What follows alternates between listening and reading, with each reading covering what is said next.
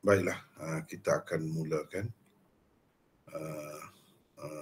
kuliah kita ni daripada 3862 berdasarkan yang saya tanda lah di sini. Bismillahirrahmanirrahim. Alhamdulillahirabbil alamin. Wassalatu wassalamu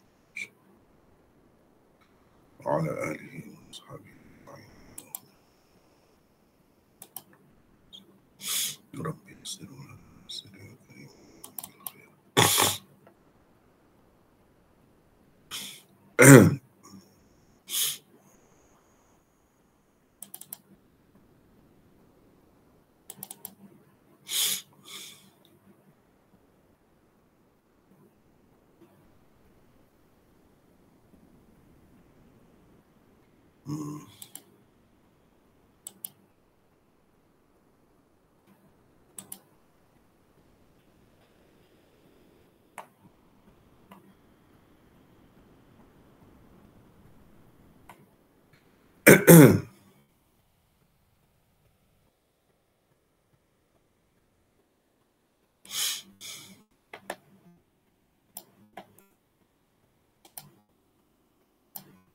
Baik, kita tengok di sini tempat yang saya tanda ni. Ibnu Syihab berkata. Betul dah tidak situ Betul dah kan? Betul. Okay. Jadi kita akan sambungkan daripada situlah. Qala Ibnu Syihab wa akhbarani Urwah bin Zubair أن عائشة رضي الله عنها زوج النبي صلى الله عليه وسلم قالت إن رسول الله صلى الله عليه وسلم كان يمتحن من هاجر من المؤمنات بهذه الآية يا أيها النبي إذا جاءك المؤمنات يبايعنك وعن عمه قال بلغنا حين أمر الله رسوله صلى الله عليه وسلم أن يرد إلى المشركين ما أنفقوا على من هاجر من أزواجهم وبلغنا أن أبا بصير وذكره بطوله. Ibnu Syihab berkata, Urwah bin Az-Zubair juga memberitahuku bahawa Aisyah radhiyallahu anha isteri Nabi SAW berkata Rasulullah SAW menguji wanita mukminat yang datang berhijrah kepadanya kerana ayat ini yang bermaksud, wahai Nabi, jika datang kepadamu wanita-wanita mukminat untuk berbaiat kepadamu dan seterusnya di dalam surah Al-Mumtahanah ayat 12. Dan daripada pakciknya juga katanya kami mendapat maklumat ketika Allah Ta'ala memerintahkan Rasulnya sallallahu alaihi wasallam agar mengembalikan kepada kaum musyrikin apa yang telah mereka berikan sebagai nafkah, yakni mahar, mas kahwin, kepada isteri-isteri mereka yang telah berhijrah. Dan kami juga mendapat maklumat bahawa Abu Basir dan seterusnya, lalu dia menceritakan kisah selengkapnya seperti tersebut di bawah Kitabus Syurut. Jadi berkaitan dengan yang kita baca tadi sebenarnya riwayat yang sebelum tu. Kalau kita tak baca riwayat sebelum tu tak nampaklah. Cuba tengok, kita hundur balik kepada riwayat sebelum tu. Riwayat yang agak panjang. Cuba kita tengok ni.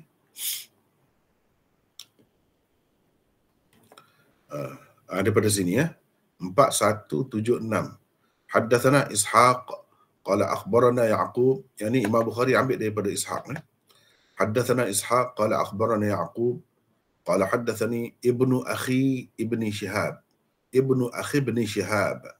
an ammihi. Ini kena ingat tadi. Sanad yang kita baca tadi ni. Wa an ammihi ni atas ke sinilah. أخبرني عروة بن الزبير أنه سمع مروان بن الحكم والمسور بن مخرمة يخبراني خبرا من رسول الله صلى الله عليه وسلم في عمرة الحديبية dan seterusnya. Jadi riwayat siapa ni? Zuhri. Riwayat Zuhri. Dia berkait dengan riwayat itulah yang kita baca tadi.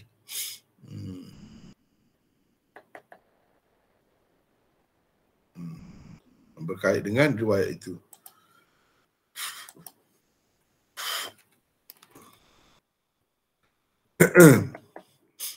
Ibnu Syihab berkata, jadi ini orang panggil riwayat secara ta'liq kan. Maknanya Imam Bukhari tak sebut sanad di bawah ni. Sanad di bawah ni daripada dia sampai kepada Ibnu Syihab ni dia tak sebut. Terus dia berkata, Ibnu Syihab berkata.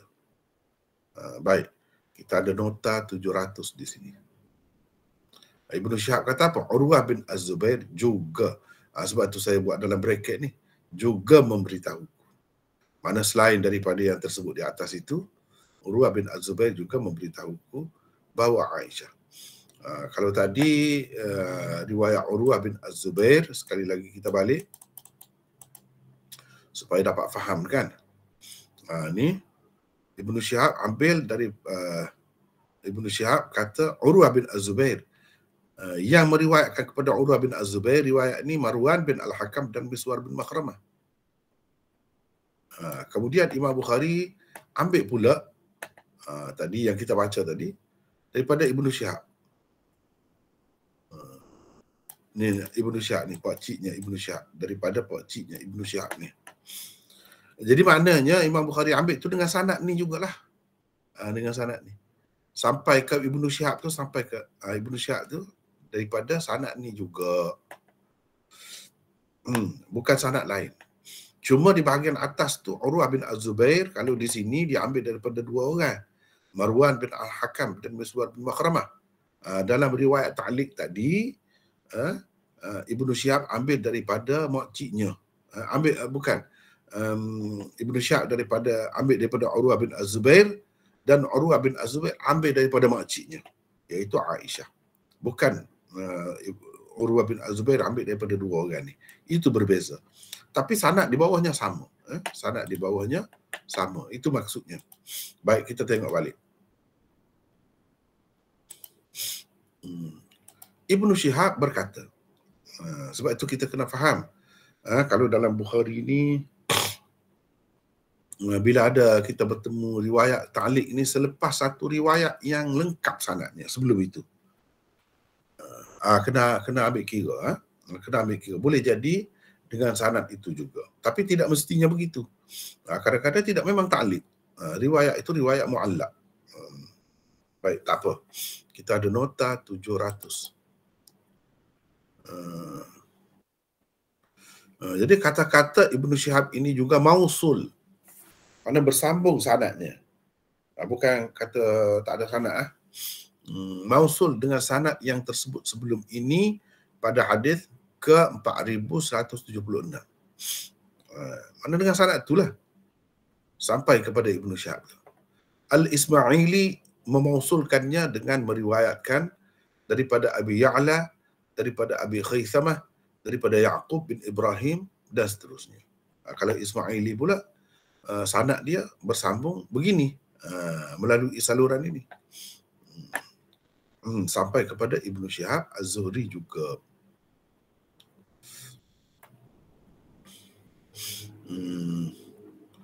Begitu.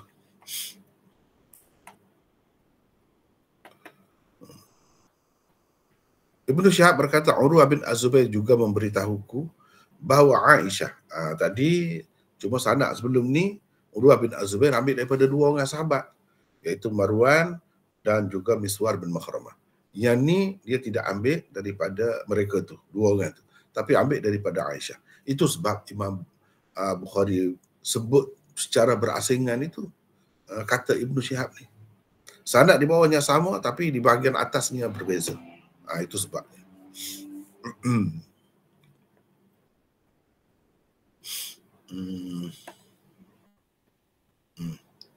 Apa dia kata? Rasulullah sallallahu alaihi wasallam menguji wanita mukminat yang datang berhijrah kepadanya kerana ayat inilah, kerana ada perintah inilah. Kerana ada perintah inilah yang bermaksud, wahai Nabi, jika datang kepadamu wanita-wanita mukminat untuk berbaiat kepadamu, famtahinuhunna, kamu ujilah mereka. Itu perintah Allah. Perintah Allah kepada Nabi dan sahabat-sahabatnya pada ketika itu, supaya diuji, tidak kata terima saja.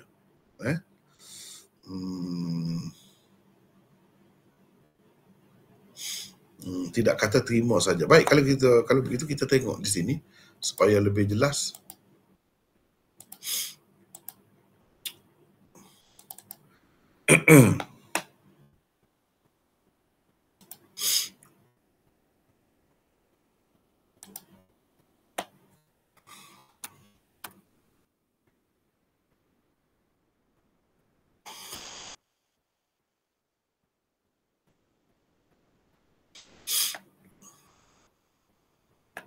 Ni cuba tengok ni di dalam surah Al-Mumtahanah. Ya ayyuhalladzina amanu idza ja'akumul mu'minat muhajiratin famtahinuhunna. Jadi Mumtahanah tu ambil daripada sinilah. Surah Mumtahanah, perempuan yang diuji, yang dicek lah, cek. Famtahinuhunna. Wahai orang-orang yang beriman, jika datang kepada kamu orang-orang mukminat dengan berhijrah, dengan maksud katanya berhijrah pada masa-masa itulah, pada masa berlaku peristiwa Hudaibiyah tu. Sebelum pada tu pun sudah ada, selepas pada tu pun ada. Allahu a'lamu bi imanihinna. Nampak ke tidak yang saya tunjuk ni, Quran ni? Nampak mana? Okey. Allah lebih tahu iman mereka itu betul ke tak betul, Allah tahu. Tapi kamu sebagai manusia, ujilah setakat mana yang kamu dapat, kamu ujilah. Tengok. Jangan terus terima. Jangan terus terima. Fa in alimtumuhunna mu'minatin. Kalau kamu yakin mereka itu mukminat, setakat yang kamu dapatlah, berdasarkan ujian itu, berdasarkan peperiksaan itu, kamu dapati mereka itu memang mukminat. Fala tarji'uhunna ilal kuffar. Jangan kamu kembalikan mereka kepada orang-orang kafir. Jangan.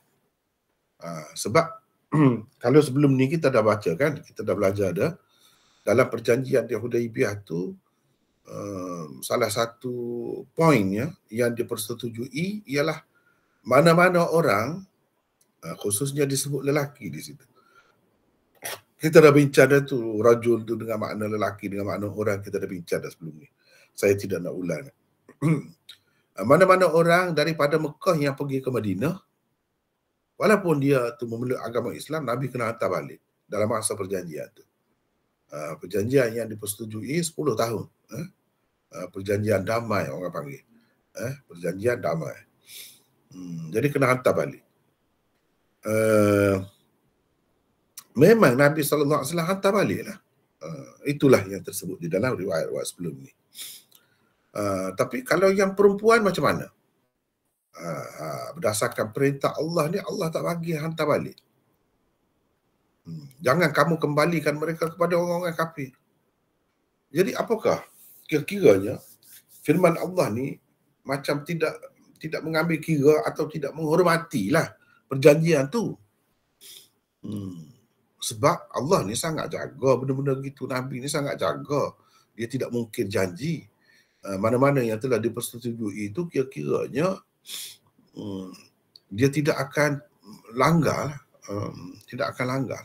Memanglah perjanjian Hudaibiyah tu akhirnya terbatal, dilanggar oleh orang kafir, bukan oleh Nabi, bukan boleh orang Islam. Orang kafir tak lama selepas tu dia batalkan perjanjian itu. Usahakan tak sampai 10 tahun, 2 tahun pun tak sampai. Mereka batalkan perjanjian itu. Maknanya dengan menceroboh mana-mana yang telah dipersetujui lah dan telah ditandatangani itu sehingga Nabi SAW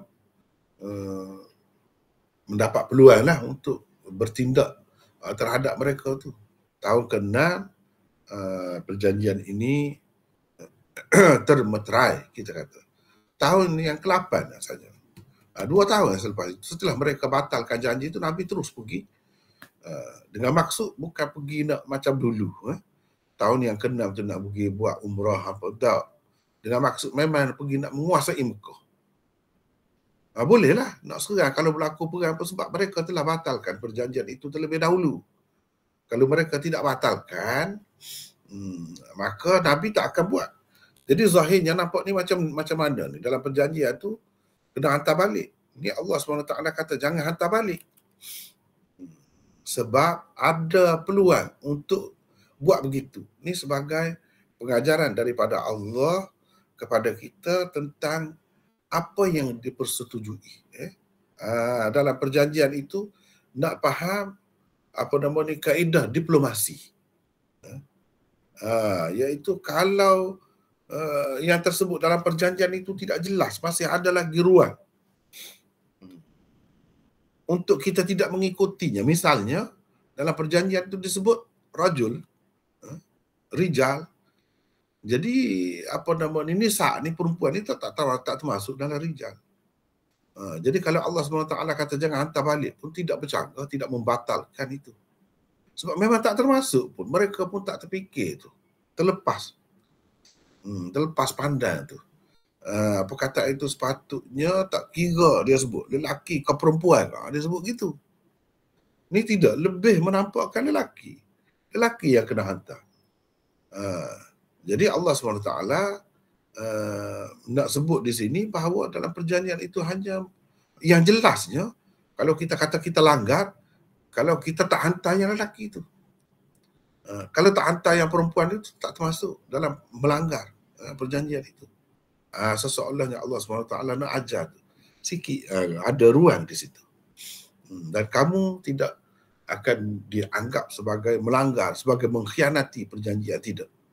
Sebab wanita tidak termasuk.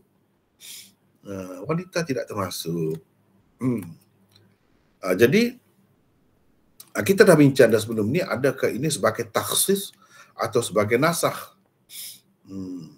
Mana kalau kita terima perjanjian itu merangkumi lelaki dan perempuan, bermakna ayat ini memansuhkan yang perempuan itu. Kalau kita kata ayat ini mentakhsiskan, maknanya dia tidak memansuhkan. Dia hanya menjelaskan. Ada yang terkecuali daripada perjanjian itu, iaitu wanita. Itu yang kecuali. Cuma mereka tak perasan itu. Jadi kita dah bincang dah sebelum ni, kebanyakan ulama lebih cenderung mengatakan ini takhsis. Takhsis kepada apa yang dipersetujui oleh Nabi itu. Tentunya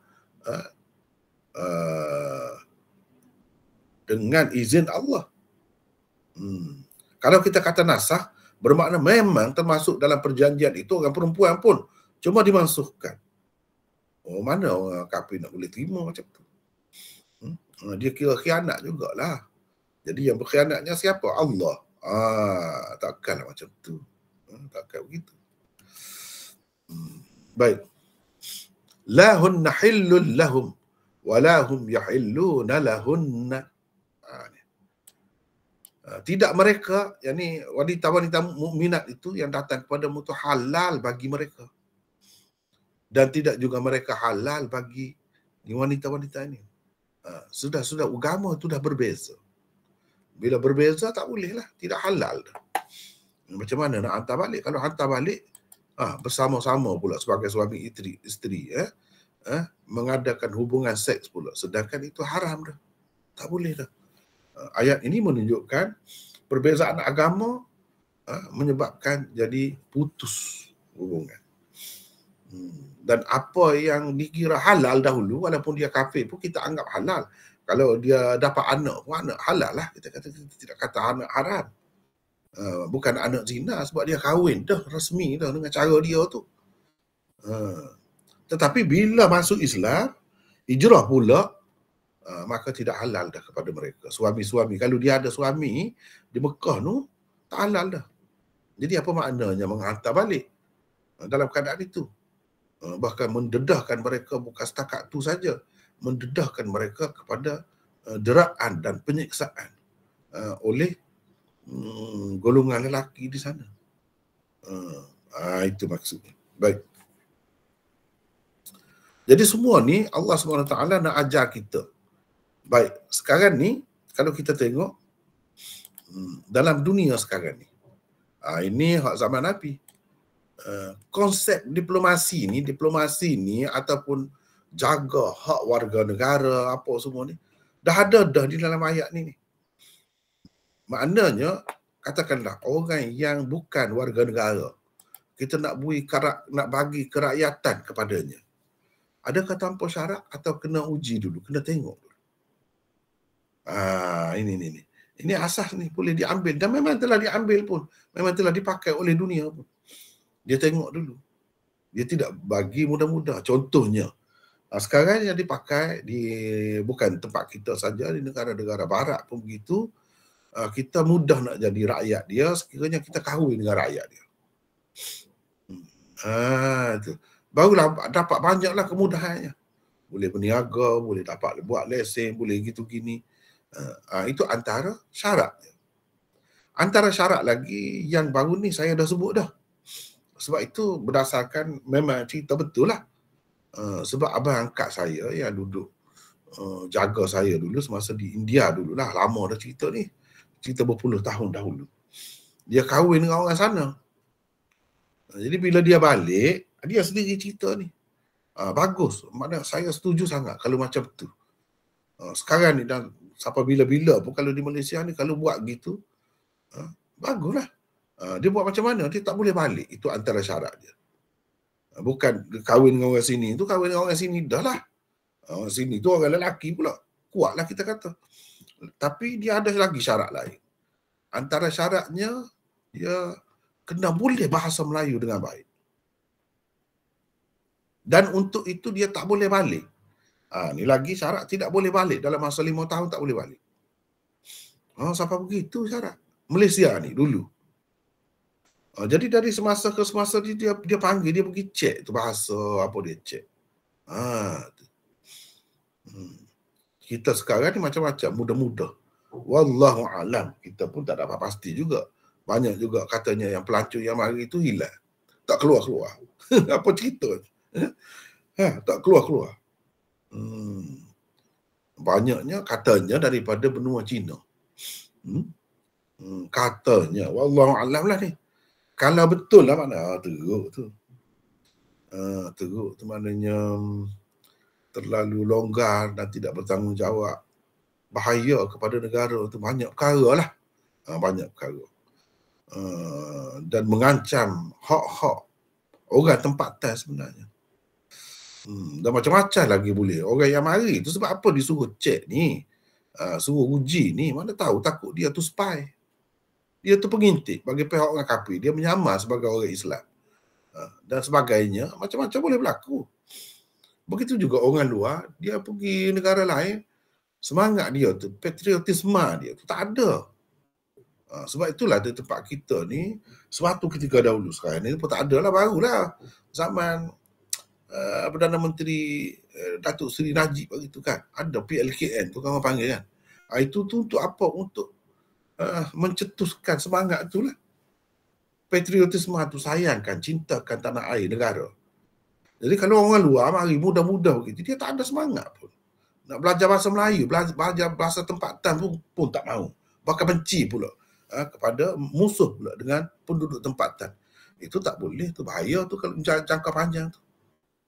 Dia tak akan mesra, dia tak akan tahu budaya orang tempatan tu, adat orang tempatan itu. Kalau dia tak tahu bahasa dan tidak duduk lama, dia masih hati dia tu terikat dengan negeri asal dia. Sebab tu antara caranya, syaratnya dalam masa 5 tahun tak boleh balik. Itu yang saya tahu dulu. Adakah sekarang ni masih begitu lagi berjalannya polisinya atau tidak? Wallahu a'lam. Saya tak tahu. Itu kena tanya orang bahagian Kementerian Dalam Negeri ya. Kementerian Dalam Negeri dia benda ni berubah-ubah bangan dunia ni. Memang berubah lah. Kalau dahulu kita boleh pergi senang saja macam zaman saya dulu. Pergi belajar di India. Boleh saja. Tak ada apa pun. Tak perlu visa pun masa tu. Bawa pasport saja. 5 tahun sekali pergi job dekat kedutaan. Tu saja. Lepas tu boleh duduk bebas. Kemudiannya bukan main. Bukan setakat kena visa saja. Tak boleh pergi dah. Kalau dia kata nak pergi belajar agama, tak boleh pergi. Kononnya dikaitkan dengan keganasan lah, macam-macam. Menyebabkan sekian lama kita tak dapat pergi belajar di sana. Itu satu kerugian juga sebenarnya. Bagi saya lah, satu kerugian besar. Lalu orang pun cari nak hantar anak pergi ke luar negara ni kan. Ambil jalan lain, hantar ke Yaman. Itulah yang jadi macam sekarang ni.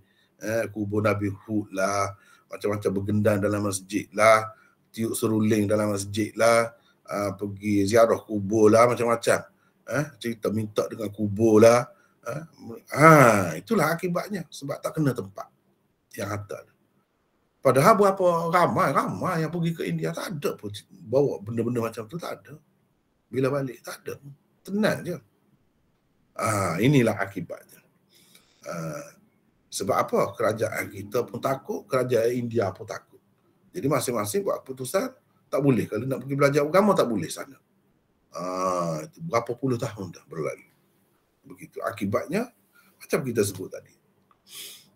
Jadi benda ni kan, satu pengajaran besar daripada Quran. Maknanya orang Mekah nak pergi jadi warga negara Madinah, kena uji dulu. Jadi ujian itu boleh ditentukan oleh pihak pemerintah. Macam mana cara bentuk ujian tu? Nak pastikan dia ni betul-betul dah sebati, betul-betul dah cinta kepada tanah air ni. Cinta kepada negara ni, ada dah semangat patriotisme. Begitu. Dia macam-macam. Orang luar yang mari ni macam-macam. Orang luar yang mari ni macam-macam. Mungkin kita ni semua ni, Akhi, Ahmad Fuad dan lain-lain, asalnya bukan orang sini pun. Kalau tengok ke rupa tu bukan orang sini tu, campur-campur tu. Ada ada apa ni orang kata darah campuran. Saya sendiri pun, orang lain pun, saya percaya begitu. Sebab orang asli bukan orang asli duduk dalam hutan. Yang orang panggil Melayu ni, dia sudah campur dah banyak. Cuma antara baru dengan lama. Tu saja. Setelah lama duduk tu, bahasa asal, budaya asal nenek moyang tu lupa dah. Tak tahu dah. Ramai yang mari sini sebelum merdeka lagi.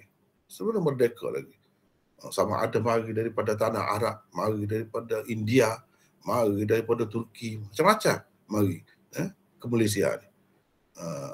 Jadi tak apalah yang lama tu memang dah jadi dah gitu. Contohnya saya nak bagi ni besan saya. Besan saya ni. Memang keturunan Pakistan. Mak dia boleh cakap lagi bahasa tu. Saya bertemu dengan mak dia, dengan pak saudara dia, saya bercakap bahasa Hindustan lah. Bahasa Urdu. Tapi dia sudah jadi orang sini, anak dia tak boleh dah cakap. Cucu lagi lah. Mari sebelum merdeka lagi, dia sudah jadi orang sini. Dalam surat kad kenalan pun, padahal rupa tu tidak rupa orang sini. Melayu, dia jadi Melayu. Itu antara polisi negara lah. Polisi negara. Kalau macam tu, okey, tak jadi masalah lah. Ni kadang-kadang hari ni dia nak rampas kuasa. Ada motif politik. Dengan motif untuk mengintik, nak apa ni, macam-macam lah. Itu bahaya tu. Dalam sistem demokrasi pula, pilihan raya pula, nak jadi pengundi dan sebagainya. Banyak perkara tu. Banyak perkara. Tapi kadang-kadang orang politik ni ialah kepentingan lah. Kepentingan tu dia ada. Tu wallahualam kita tak tahulah sejauh mana. Tapi berdasarkan orang yang duduk pertikai itu ada logiknya juga. Kenapa begitu ramai ni tak ada yang keluar? Ada keluar pun tak seberapa. Kemana perginya? Dan apa jadi ni? Adakah mengancam penduduk asal, warga negara ataupun pribumi ataupun penduduk asal lah, rakyat ataupun tidak. Kalau mengancam, macam mana bentuk ancaman itu? Macam-macam boleh berlaku. Jadi itulah sebab Allah SWT ajar melalui ayat ni pihak pemerintah tu kena uji dulu. Jadi uji itu buat peraturan lah, maksudnya buat peraturan yang tertentu. Kalau lepas itu ya, kalau tak lepas itu jangan mudah-mudah. Ini sebagai pengajaran daripada ayat ni. Ayat ni sebenarnya mengajar kita macam mana mengurus negara dengan orang asing. Orang asing yang nak mari duduk tempat kita tu, macam mana cara. Jadi macam-macamlah cara yang dipilih dalam dunia ni. Antaranya macam tadilah kalau kahwin. Sebab itu orang luar nak kahwin dengan orang sini. Dia bukan suka sangat kadang-kadang. Bukan suka pun. Tapi ada maksudnya. Bukan tempat kita saja. Di Amerika, di England, di mana-mana pun begitu. Begitu. Cara yang dipilih. Jadi cara tu boleh berubah-ubah pula. Gitulah. Baik. Itu ayat. Baik. Daripada pakciknya juga katanya. Baik. 701. Bahagian ini adalah terjemahan bagi kata perawi wa'an ammihi. Dan daripada pakciknya, yakni juga perkataan waw sebelum an adalah haraf atf. Haraf ataf. Ma'tuf alaihnya ialah kata perawi sebelum ini haddatsani ibnu akhi ibni Syihab pada hadis ke-4176 yang lepas. Ia juga mausul dengan sanad yang sama. Ni kena faham ni. Dan daripada pakciknya. Dan ni berkait dengan yang mana ni dan ni. Dan daripada pakciknya. Siapa kata ni? Sebab itu kita kena tengok riwayat sebelum ini. Cuba tengok ni. Cuba tengok sini ayat 4000 ni, hadis 4176. Cuba tengok ni. Ishaq meriwayatkan kepada kami, katanya Yaqub meriwayatkan kepada kami, katanya anak saudara Ibnu Syihab. Jadi anak saudara dia adalah. Dan daripada pakciknya ni anak saudara dia tu lah. 693. Namanya ialah Muhammad bin Abdullah bin Muslim bin Syihab. Nama sebenar pakciknya iaitu Ibnu Syihab pula ialah Muhammad bin Muslim bin Syihab Az-Zuhri. Jadi ini berdasarkan riwayat anak saudara Zuhri daripada Zuhri. Sanadnya bahagian bawah sama lah, macam ni lah. Dan daripada pakcik. Cuba tengok sini. Haddatsani Ibnu Akhi bin Syihab an ammihi. Ni kalau kaedah kita belajar Arab lagi terai lah. Jadi wa an ammihi, dia ataf ke sini. Wow, sebelum an itu ataf kepada ni. An ammihi. Maknanya riwayat itu, riwayat selepas ini juga dengan sanad ini daripada Ibni Akhi Ibni Syihab, iaitu anak saudara Ibnu Syihab, anak saudara Zuhri juga. Dia ambil daripada pakciknya Zuhri lah. Dan Zuhri tu ambil daripada Urwah, sama. Gitu. Itu maksud wa'an ammihi. Sebab tu kalau kita baca kitab-kitab gini kan, kena perhati betul-betul ni. Sebab tengok ni. Wa'an ammihi. Jadi waw ni waw apa? Ni waw ataf namanya. Panjanglah pula kalau kita nak bincang, sebab kita bukan nak mengajar nahwu di sini kan. Bukan nak mengajar nahwu. Kita nak belajar hadis. Cumanya ada tempat-tempat tu kita kena ambil kira nahwu. Sebab tu jadi terpaksa saya kena bincang tu. Dan daripada pakciknya tu. Wa'an ammihi tu dan daripada pakciknya. Jadi waw ni, waw ataf ni, waw ataf. Kalau bahasa Melayu dan lah. Mana Cikgu Rashid? Cikgu Rashid tu? Cikgu Rashid ada ke? Assalamualaikum. Waalaikumsalam. Ya, ada. Cikgu Rashid tu pasal cikgu bahasa kan? Ya. Saya ni bahasa Melayu ni saya belajar dengan buku ya, saya tidak belajar dengan guru. Tapi setakat yang saya faham lah, mungkin ramai lagi di antara kita ni yang cikgu, bahkan mungkin lebih lagi daripada tu kan, lebih tinggi lagi duduk mengajar di universiti tu, bahasa Melayu misalnya. Jadi saya nak tanya lah, setakat yang saya faham, bahasa Melayu ni tidak ada detail dan terperinci halus macam bahasa Arab ni. Contoh. Saya buat contoh ya. Boleh Cikgu Rashid? Boleh. Contoh ni, cuba tengok. Saya nak buat contoh ni. Baik.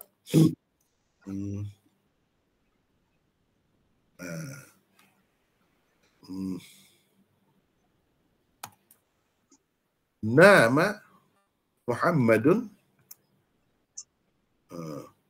wa Khalidun. Muhammad telah tidur. Kita berbaris dulu ya.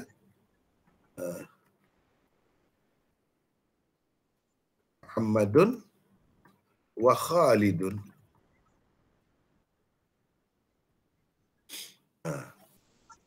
Kita buat contoh ni. Sebab tadi nak bincang wa'an ambihi tu. Ataf dengan waw tu apa maknanya? Itu.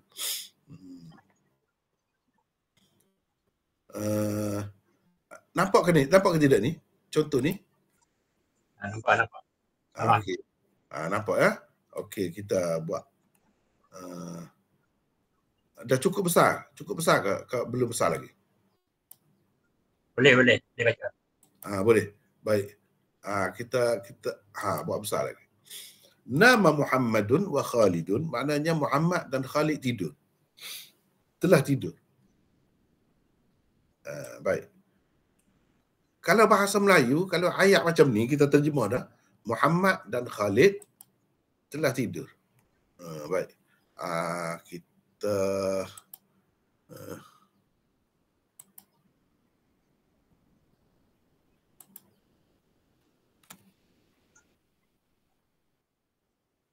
Muhammad dan Khalid telah tidur. Baik. Sekarang ni saya nak tanya. Kedua-dua mereka ni, Muhammad dan Khalid ni telah melakukan atau telah berlaku perbuatan tidur kepada mereka ni. Ataupun telah tidur. Mana perbuatan tidur tu telah dilakukan oleh kedua-dua ni ya. Betul ke tidak begitu? Ya kan? Ya, betul. Siapa yang tidur dulu, siapa yang tidur kemudian? Boleh dapat tahu ke tidak? Tak boleh. Tak boleh ya? Tak boleh. Apakah dengan contoh ini kita kata yang Muhammad ni yang disebut dahulu bermakna dia tidur dahulu? Khalid disebut kemudian, maknanya dia tidur kemudian? Bolehkah kita faham gitu? Tak boleh. Tak boleh? Tak ada kaedah tata bahasa yang itulah. Setakat saya tahu tidak ada kaedah tata bahasa. Sekadar itu ya kan? Mana betul sama seperti saya faham lah. Sekadar kedua-duanya telah tidur. Begitu kan? Sekadar kedua-dua mereka tu telah tidur. Siapa tidur dahulu, siapa tidur kemudian? Tak dapat dipastikan. Itu satu. Kalau kita kata, contoh yang kedua. Ni. Nama, kita ambil yang ni juga senang. Tukar satu perkataan.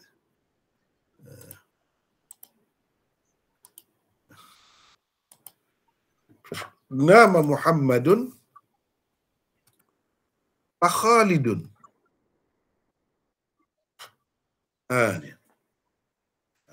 Ni ataf juga ni. Sama dengan waw. Tapi orang panggil, kalau bahasa Melayu kata penghubung lah, kata penghubung. Ni pun ataf juga. Tapi ataf dengan fa, berbeza dengan kalau ataf dengan waw. Sebab kalau ataf dengan waw memang walaupun Muhammad disebut dahulu, ia bukan bermakna Muhammad tidur dahulu, tidak. Ia hanya sekadar nak cerita perbuatan tidur itu telah berlaku kepada dua orang ni. Itu saja. Dulu kemudian tidak nak cerita. Tapi kalau yang ni, nama Muhammadun fa Khalidun, ataf dengan fa, ni ataf juga ni. Muhammad tidur, lalu Khalid. Atau selepas itu, tidak lama selepas itu, Khalid tidur. Ini jelas, Khalid tu tidur kemudian. Muhammad ni tidur dulu. Bila guna fa. Satu lagi kalau kita guna. Nama Muhammadun thumma Khalidun.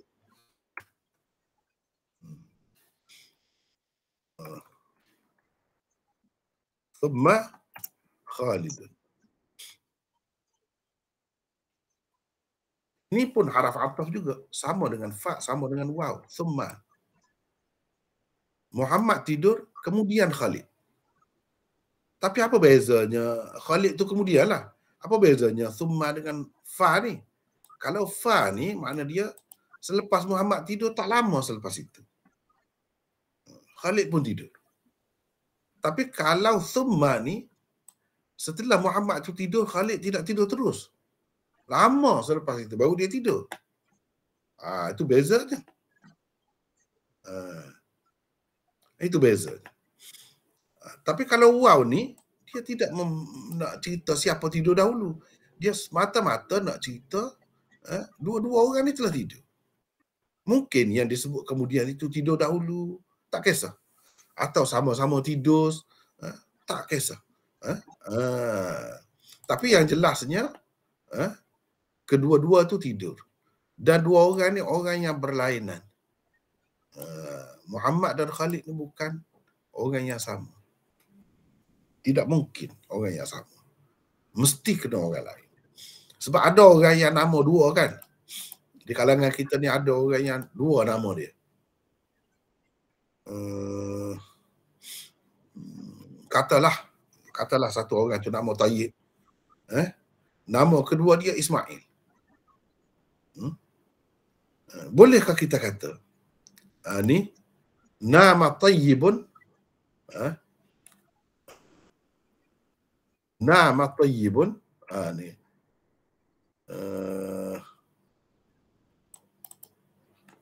Tayyib wa Ismail. Ismail tu dia juga, nama kedua dia. Ismail. Nama Tayyibun wa Ismailu. Tayyib dan Ismail tidur. Jadi Tayyib ni maksudnya Ismail ni lah. Ismail ni bukan Ismail lain. Tayyib ni lah. Bolehkah kita guna waw? Tak boleh. Sebab bila kita guna waw, dia mesti kena berbeza. Hakikat dia. Entiti yang berbeza. Bukan benda yang sama. Itu kalau dalam bahasa Arab begitu. Sebab itu kalau dalam Quran sebut wa yu'allimukumul kitaba wal hikmah atau wa yu'allimuhumul kitaba wal hikmah. Muhammad itu dia mengajar kepada mereka kitab dan hikmah.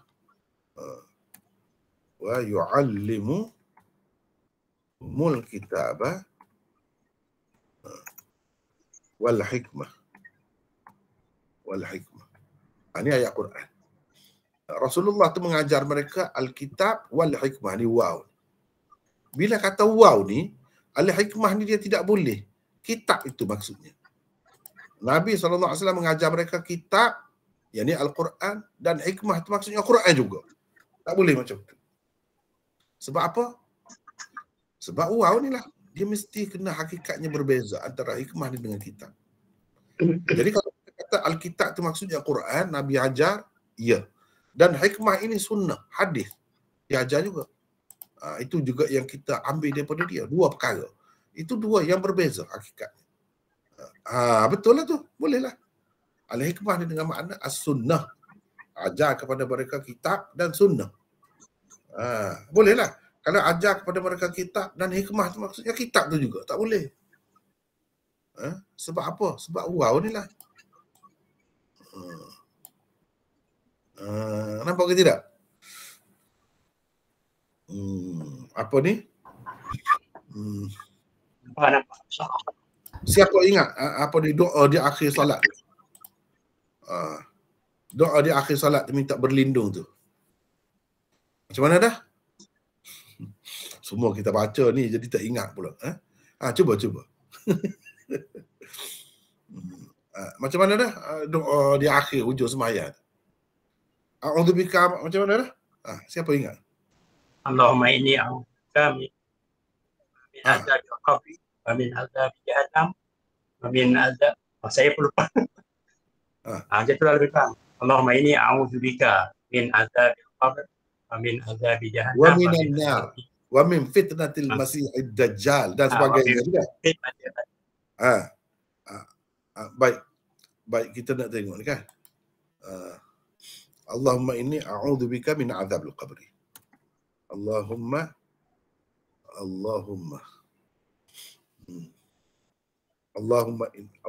a'udzubika min azabil qabri. Tak ada ini ke Pak? Allahumma inni. Tak apa, itu boleh, tak jadi masalah. Yang kita naknya di sini. Allahumma inni a'udzubika, boleh? Itu tak jadi masalah. Allahumma inni a'udzubika min azabil qabri wa minan nar. Gitu kan? Min azabil qabri wa min azabin nar pun tak jadi masalah. Ada semua tu. Wa minan nar pun ada. Jadi nak ceritanya di sini macam mana? Min azabil qabri, minta berlindung kepada Allah daripada azab kubur. Dan daripada azab neraka. Jadi waw ni ada waw ni, yang maksudnya waw. Waw ni ataf kepada min azabil qabri. Ya Allah, sesungguhnya aku berlindung kepadamu atau denganmu daripada azab kubur dan azab neraka. Jadi azab neraka dengan azab kubur ni itulah ke atau lain? Setengah-setengah orang dia kata azab kubur ni tak ada. Azab kubur tu sebenarnya azab neraka lah. Dia tak perhati di sini. Ni doa Nabi ni. Bila dia ataf dengan waw, mana azab kubur dengan azab neraka tu berasingan. Dia bukan sama. Azab kubur ada sendiri suku. Azab neraka ni lain. Begitu. Sebab setengah-setengah tu dia pegang dengan an-naru yu'raduna 'alaiha ghuduwwan wa 'ashiyya. Neraka tu ditunjukkan, dikemukakan kepada mereka, kepada orang mati tu pagi dan petang. Jadi azab kubur ni sebenarnya azab neraka tu. Ada yang berpendapat begitu. Termasuk yang berpendapat begitu ialah pengarang tafsir Al-Furqan Indonesia. Namanya Hasan. Dia macam tak mau terima azab kubur. Sebab azab kubur ni itulah. Dalam Quran tak ada jelas kata dia. Yang adanya azab neraka yang ditunjukkan kepada orang yang duduk di alam barzakh itu. Hakikatnya azab neraka bukan azab kubur. Dia kata begitu. Jadi sebenarnya dia tidak berikan perhatian di sini. Min azabil qabri wa minan nar atau wa min azabin nar. Mana azab kubur dengan azab neraka tu berasingan. Kita tahu macam mana waw ni. Ni sama juga di sini. Wa yu'allimuhumul kitab wal hikmah. Kita tahu hikmah ni berbeza daripada kitab, sesuatu yang lain daripada kitab sebab waw ni lah. Dengan sebab itu kalau satu orang tu nama dia dua, Tayyib. Nama pertama, nama keduanya Ismail. Jadi bila kita sebut begini, orang akan faham Tayyib dan Ismail itu dua orang yang berbeza. Tiba-tiba kita maksudkan Tayyib dan Ismail itu orang sama. Tak kena. Itu silap. Silap kamu, menipu kalau macam itu. Begitu. Kita main macam tu. Safsatah tu, mengelirukan. Dia tak boleh. Dia mesti kena Tayyib dan Ismail itu orang yang berlainan. Tak boleh orang sama. Kita nak kata orang tu lah nama dia dua. Tak boleh. Dia akan difahami begitu. Kalau kita maksud kau dengan sama, dia kata menipu lah, kamu menipu. Kamu tak boleh buat kata begini. Sebab ni ataf dengan wow. Adakah dalam bahasa Melayu tu, itu yang saya nak tanya tadi, perincian sampai begitu? Tidak ada. Tak ada kan? Cuma kalau saya boleh sambung dia lah. Sambung. Apa? Ini setakat yang saya masih ingat lah. Macam mana? Pembahagian setakat yang saya masih ingat, saya dah tinggal apa. Tentang pembahagian bahasa ni, dari aspek ini lah. Dia ada dua jenis bahasa lah. Yang pertama kita kata dia text sensitif. Maksudnya dia bergantung pada teks. Maksud pada ayat itu kita boleh faham. Ada jenis itu bahasa Arab contohnya lah. Pada teks kita boleh faham. Jenis yang kedua ialah saya tak berapa jelas. Tak berapa jelas itu. Dia agak technical juga ni. Mikrofon ni mungkin tak berapa agak. Ni bunyi tu tak berapa itu. Oh ya ke? Ya.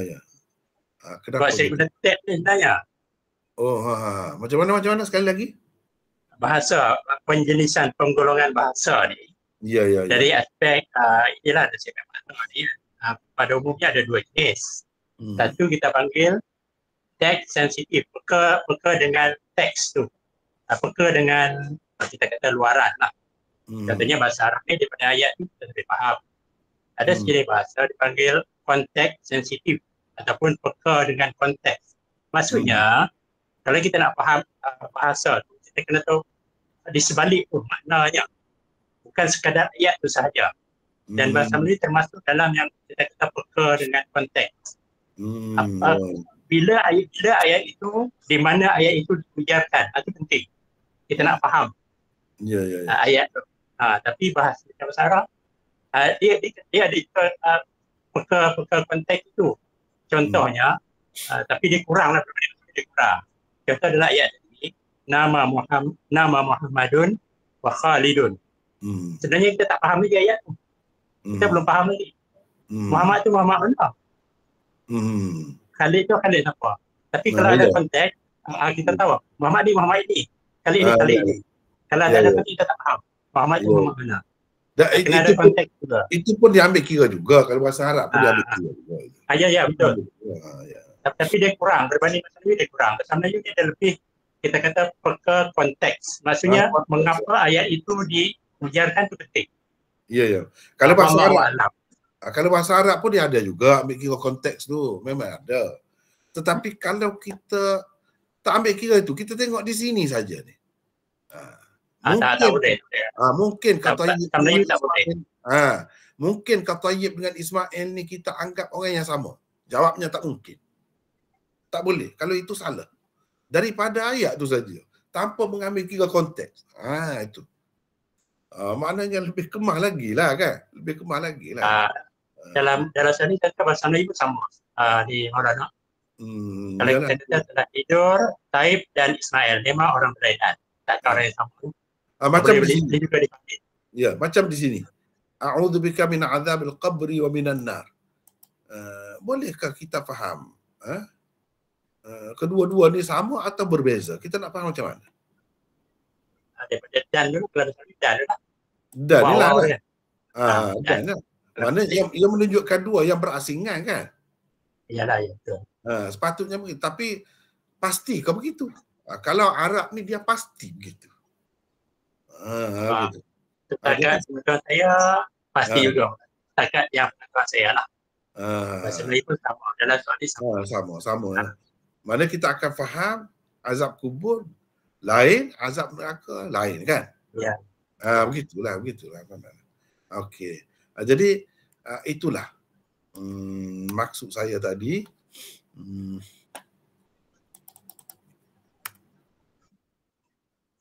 Wallahu a'lam.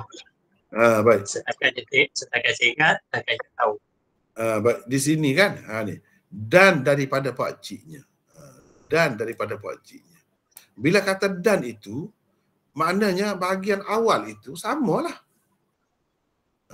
Maknanya sanad dengan sanad yang sebelum ni jugalah. Itu maksud dan itu. Mana dengan sanad itu juga sampai kepada anak saudara Zuhri daripada pakciknya. Gitu. Dengan sebab ada dan itu, kita tak perlu sebut balik dalam sanad itu. Sama juga macam kita kata, aku berlindung kepadamu daripada azab kubur dan azab neraka. Tak payah kita ulang. Aku berlindung kepadamu daripada azab neraka. Tak payah. Sebab dan tu ada dah. Sama juga di sini. Sama juga di sini. Dan daripada pakciknya. Jadi sekali kita tengok ni, dan ni berkait dengan yang mana? Tadi macam yang saya tunjuk dah tadi, an ammihi tadi. Jadi wa an ammihi. Maknanya daripada pakcik itulah juga. Lepas tu sanad di bawahnya sama. Baik, apa dia kata? Kami mendapat maklumat ketika Allah Ta'ala kami mendapat maklumat. Ini satu perkara pula. 702. Ini adalah riwayat Balagh Az-Zuhri. Ia diwasalkan secara mursal oleh beliau.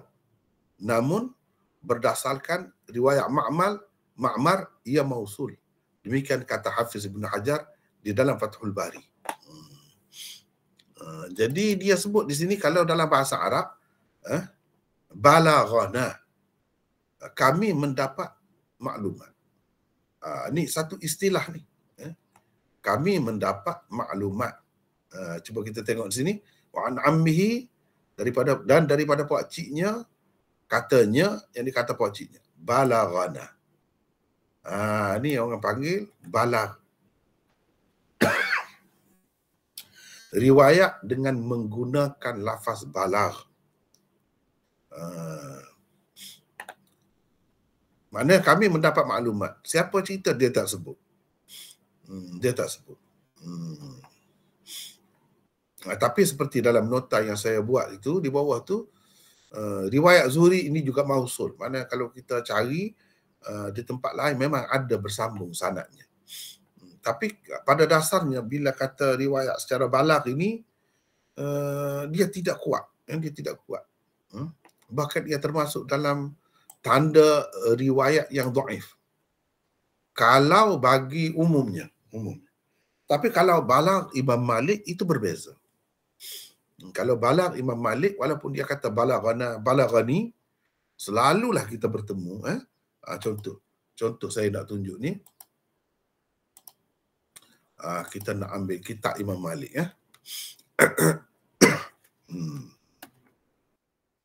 Balaghana. Al-Muwatta.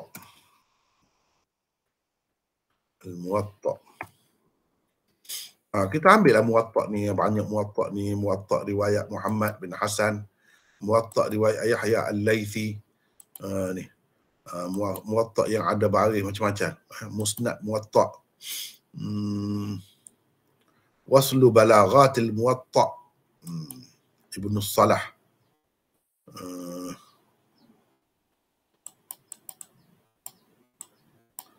Dia ada beberapa versi.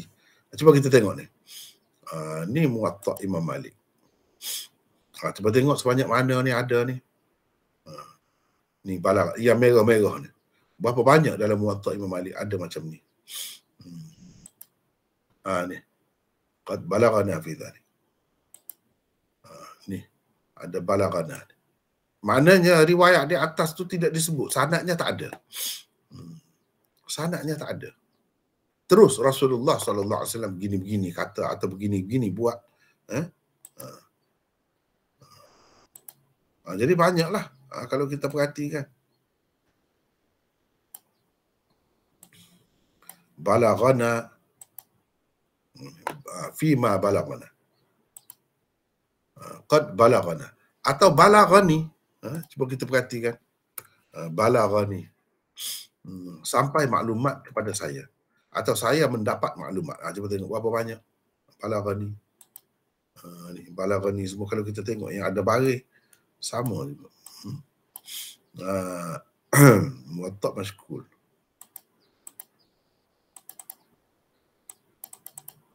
Ni ambil mana-mana. Ni tengok. Berapa banyak balaghani. Ni orang panggil riwayat balagh Imam Malik. Kalau riwayat balagh Imam Malik, berdasarkan kajian ulama yang teliti, sudah cek dah, memang dia mausul. Memang tidak putus sanad itu. Cuma kita kena carilah. Berdasarkan pengamatan pensyarah hadis Muwatta, mereka dah cari memang ada sanad itu. Tapi kalau balagh Zuhri tidak kemas, tak kukuh. Balagh orang lain, balagh Imam Syafi'i sekalipun dianggap oleh ulama sebagai dhaif pada dasarnya.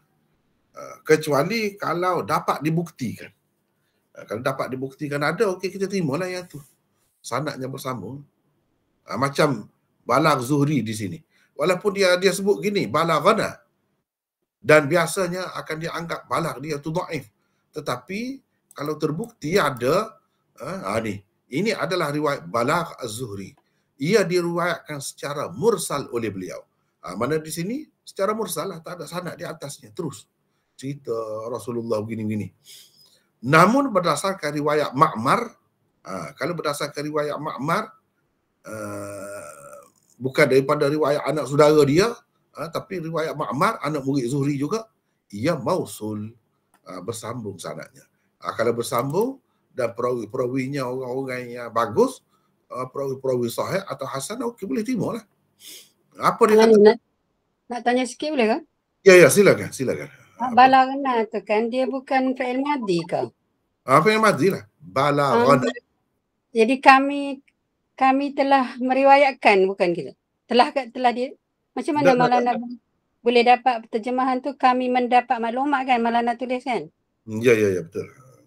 Dia begini. Jadi kalau balaghana, bukan balaghana dah, balaghana. Balaghana. Gitu. Ni balaghani. Kalau tadi cuba kita tengok ni. Balaghana. Nampak ni? Ghain tu bagi di atas. Kalau ghain tu mati, baru na tu jadi fa'il. Ni ghain tu hidup. Makna na tu jadi maf'ul. Jadi objek. Begitu. Itu bahasa Arab ni sikit lah. Bagi lah. Ni makna kami mendapat tahu. Ada orang yang memberitahu kepada kami lah. Kami tu diberitahu. Itu maksudnya. Kalau terjemahan mafhumnya, kami mendapat tahu. Kerana ada orang bagi tahu kepada kami lah. Itulah. Begitu maksudnya. Kami tu diberitahu. Kalau kita kata balaghna, kami memberitahu. Kami menyampaikan kepada orang. Gitu. Ni bukan balaghna dah. Balaghana. Atau balaghani. Satu lagi. Ni kalau riwayat Imam Malik banyak sangat macam ni. Walaupun begitu, kitab Muwatta tu dianggap kitab yang tinggi, setaraf dengan Bukhari, Muslim. Sebelum ada Bukhari dan Muslim tu, Imam Syafi'i dah kata dah, di bawah rungkup langit ni tak ada kitab yang lebih sahih. Selepas Al-Quran tak ada yang lebih sahih daripada Muwatta Imam Malik. Imam Syafi'i dah kata dah. Padahal berapa banyak dalam tu ada balaghani ni. Balaghani atau balaghana, kalau orang lain guna, itu tanda dhaif. Riwayat itu tidak bersambung. Tidak bersambung. Tapi Imam Malik tidak. Itu diperakui. Kalau nak tengok sanad dia bersambung, tengok ni lah. Ini yang saya tik tadi ni.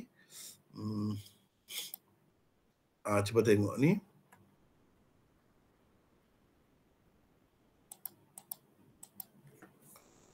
Dia ada satu kitab khusus ya. Ni. Ibnu Salah. Waslu balaghatil Muwatta. Karangan Ibnu Salah. Yang ni mewasalkan, menyambungkan riwayat balaghat Muwatta. Yang ni menyebutkan sanad dengan sanad balagh Muwatta yang tidak lengkap sanad tu, menyebutkan dengan lengkap sanadnya. Ni waslu balaghatil Muwatta. Karangan Ibnu Salah. Dalam ni mana-mana yang tak yang sebut secara balagh tu tak lengkap sanad tu, dia lengkapkan. Dia lengkapkan berdasarkan riwayat-riwayat. Orang ni berdasarkan dalam kitab ni. Gitu cara. Sebab itu ulama-ulama dah akui kalau balagh Imam Malik tu okey. Tapi kalau balagh Zuhri ni tidak. biasalah macam orang lain lah. Kecuali kalau riwayat berkenaan memang diketahui bersambung. Baru kita terima. Bersambung tu pula kalau sanad tu sanad bagus. Barulah kita kata sanadnya itu sahih ke atau hasan ke, baru kita kata. Kalau tidak pada dasarnya, mula-mula kita akan letakkan dhaif dulu. Lepas tu baru kita kira, tengok. Kalau Muwatta Imam Malik ni, kita letak sahih dulu. Sahih dulu. Kalau tak ada bersambung sanad dia tu, ulama kata ada 4 saja hadis. Itu pun Ibnu Salah kata ada. Yang 4 tu pun ada, bersambung juga. Sebab tu ulama angkat tangan dengan Muwatta tu. Sebab kedudukannya sudah diteliti banyak. Sudah diteliti banyak oleh ulama-ulama. Baik. Kami mendapat maklumat ketika Allah Ta'ala memerintahkan Rasulnya sallallahu alaihi wasallam agar mengembalikan kepada kaum musyrikin apa yang telah mereka berikan sebagai nafkah, mahar, kepada isteri-isteri mereka yang telah berhijrah. Allah SWT perintahkan supaya mengembalikan kepada kaum musyrikin apa yang telah mereka berikan sebagai nafkah. Nafkah di situ maksudnya mas kahwin, mahar, kepada isteri-isteri mereka yang telah berhijrah. Dan kami juga mendapat maklumat. Ini pun balaghana juga. Bahawa Abu Basir, mana Abu Basir mari, lepas pada tu dia kena dihantar balik. Dia tu dalam keadaan dibelenggu, mari dia lari. Mari kononnya nak menyelamatkan diri lah, nak pergi bersama Nabi lah. Tiba-tiba dah perjanjian sudah dibuat, terpaksa dihantar balik Abu Basir. Ceritanya panjang lah. Abu Basir balik, lepas tu dia lari pula kali yang lain, dia tak pergi kepada Nabi. Kalau dia pergi kepada Nabi, Nabi akan hantar balik. Jadi dia pergi buat satu tempat dia, tempat berkumpul orang-orang yang berhijrah yang tak boleh pergi ke Madinah. Dalam masa itulah, dalam masa setahun lebih tu. Dia pergi buat, duduk di mana-mana tengah jalan, orang Quraisy lalu di mana-mana, dia serbu. Lama-lama orang Quraisy pun letih lah dengan cara macam tu. Dia kata kepada Rasulullah, Rasulullah kata itu bukan dalam kawasan kita tu. Bukan dalam wilayah kita. Kita tidak menguasai keadaan itu. Kita nak tangkap macam mana, dia nak hantar balik macam mana, dia bukan duduk dalam wilayah kita pun. Begitu. Jadi akhir sekali orang kafir sendiri pun mengesyorkan, tak payahlah syarat tu, dia sendiri batalkan syarat tu. Sebab dia letih. Ni ceritanya. Lalu dia menceritakan kisah selengkapnya seperti tersebut di bawah Kitabus Syurut. Jadi di sini ni cerita ni cerita daripada pak ciknya ni, anak saudara Zuhri, ambil daripada Zuhri ni, Ibnu Syihab ni. Dia kata kami mendapat maklumat riwayat secara balagh dua ada di sini ni. Yang pertama kita nak ni. Saya nak itu baliklah ayat tadi. Kita dah hapus dah pula ayat tadi. Tak apalah. Sekali lagi tengok ya. Famtahinuhunna. Tadi yang kita cari. Duduk di situ juga.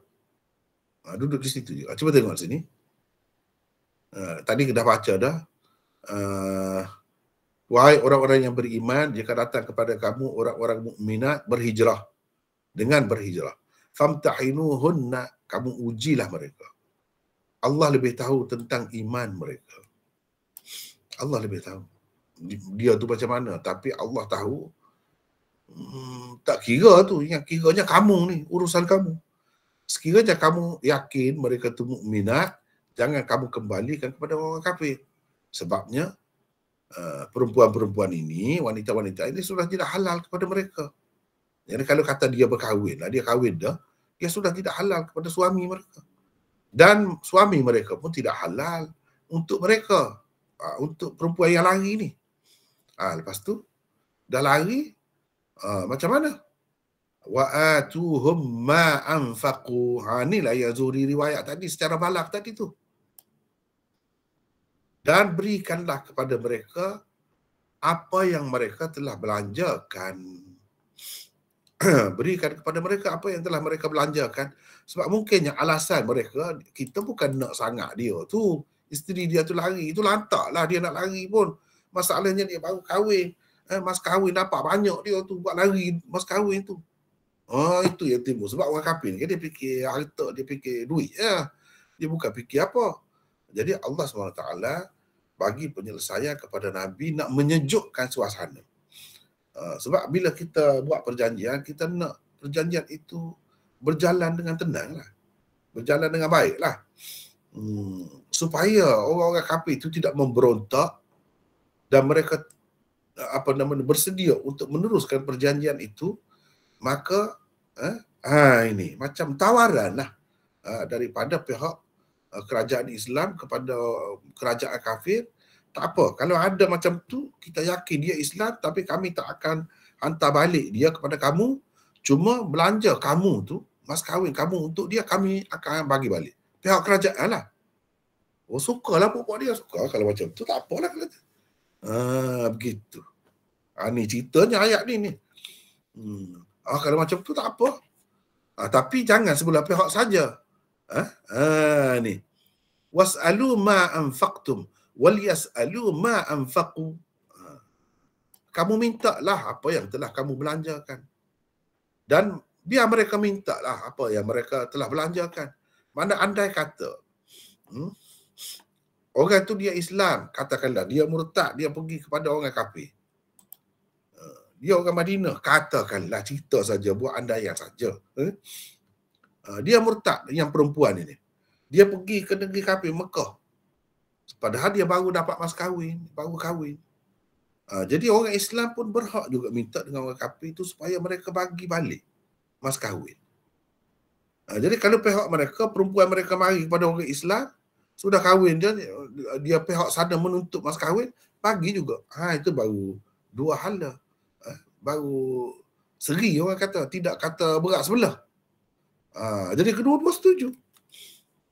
Kedua-dua setuju.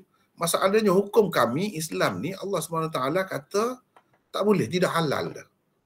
Perempuan itu tidak halal kepada suaminya yang kafir. Suami yang kafir itu tidak halal kepada mereka untuk mereka yang sudah Islam ni. Lepas tu Allah SWT kata, wala junaha alaikum an tankihuhunna idza ataitumuhunna ujurahunna. Tidak menjadi kesalahan kepada kamu untuk berkahwin dengan mereka. Mereka ni perempuan yang lari tadilah, berhijrah tu. Dan mendakwa sebagai mukmin mari nak duduk Madinah ni. Apabila kamu telah berikan kepada mereka mas kahwin. Kalau kamu nak kahwin, mana janda adalah dia tu. Kamu nak kahwin, boleh. Janda pun ada mas kahwin juga, kena bagi mas kahwin. Wala tumsiku bi'isamil kawafir. Jangan kamu pegang pergelangan tangan orang-orang kafir.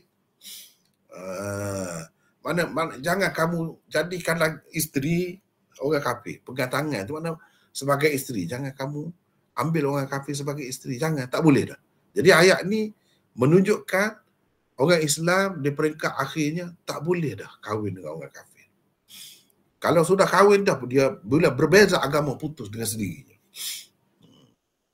Dan Allah SWT larang berkahwin dengan orang-orang kafir. Sama ada lelaki ke atau perempuan. Jadi apa ni? Ini salah satu ayatnya. Wala tankihu apa ni? Itu ayat. Ayat satu lagi dalam surah Baqarah tu. Itu pun melarang juga. Yang ni pun melarang juga. Mana tak boleh lah nak kahwin. Sebelum itu boleh. Sebab itu kita tengok dalam Quran, isteri Fir'aun, Asiyah tu, macam mana dia kahwin dengan Fir'aun? Fir'aun tu mengaku jadi Tuhan. Sampai begitu. Dia tu mukmin, boleh pula duduk bersama dia tu. Macam mana pula Nabi Lut, Nabi Nuh, isteri dia tu tidak Islam. Kita kata dia tu Islam, macam mana boleh? Nabi sendiri kahwin. Jawabnya syariat dahulu boleh. Tidak ada halangan perbezaan agama tu kahwin. Sampai-sampai Nabi kita di peringkat awal tu pun boleh lagi. Boleh lagi. Cuba tengok anak Nabi Zainab kahwin dengan Abul As bin Ar-Rabi. Kafir kan dia? Anak Nabi itu Islam. Sampai dia perang, masuk perang Badar, kena jadi tawanan kan. Dia perang duduk sebelah orang kafir lah. Masa tu pun boleh lagi. Tapi bila turun ayat-ayat ni, kita dah tahu ayat ni tahun keberapa dah tahu, maka tak boleh dah lagi. Ni. Wala tumsiku bi'isamil kawafir. Dan dalam ayat mana tadi? La tankihul musyrikati hatta yu'min. Jangan kamu berkahwin dengan orang-orang kafir sehingga mereka beriman. Kalau mereka beriman tak apa, boleh lah. Begitu juga sebaliknya, lelaki kafir tak boleh juga. Perempuan tak boleh kahwin dengan lelaki kafir. Jadi ayat ni pun sama. Cumanya dari segi menanggung tadi tu kena kedua-dua belah pihak lah kena setuju. Jadi mereka setuju. Itulah.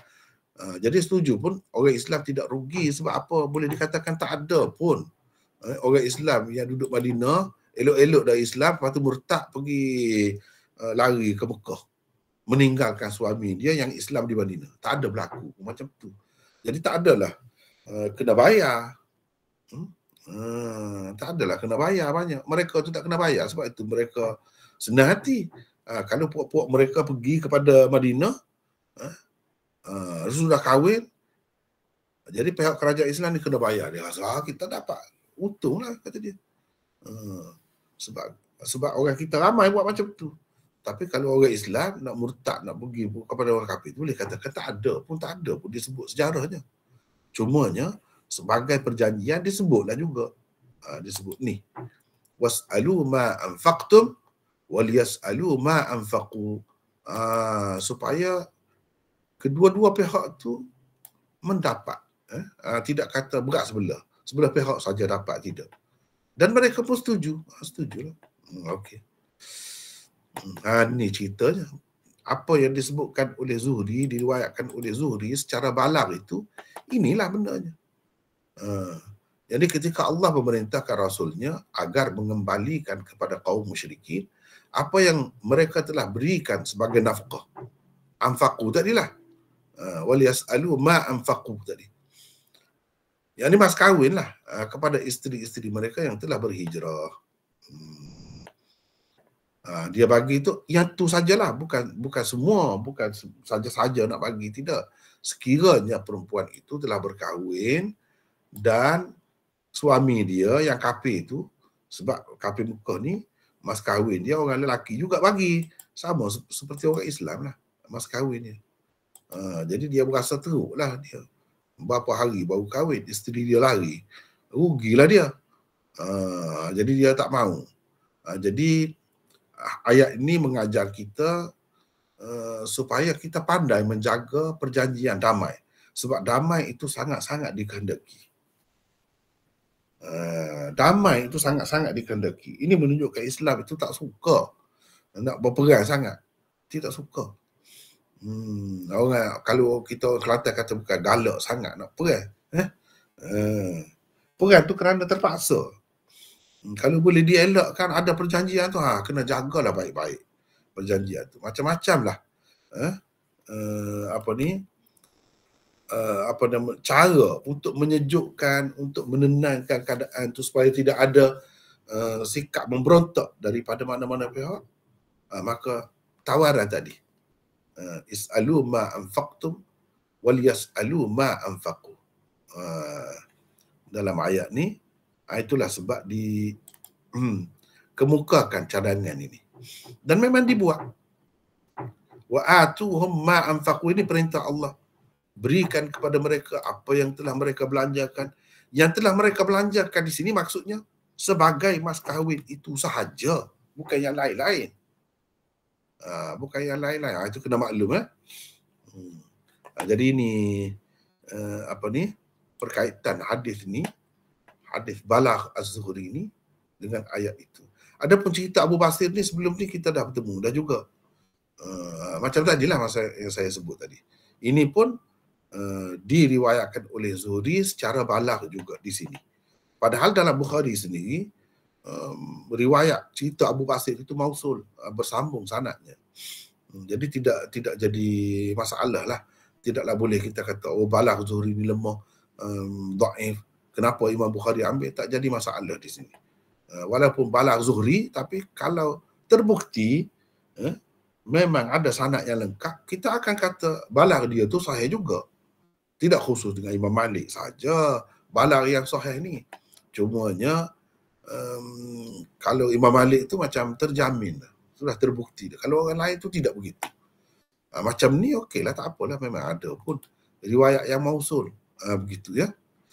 Jadi habislah setakat itu. Ini hadis lain pula.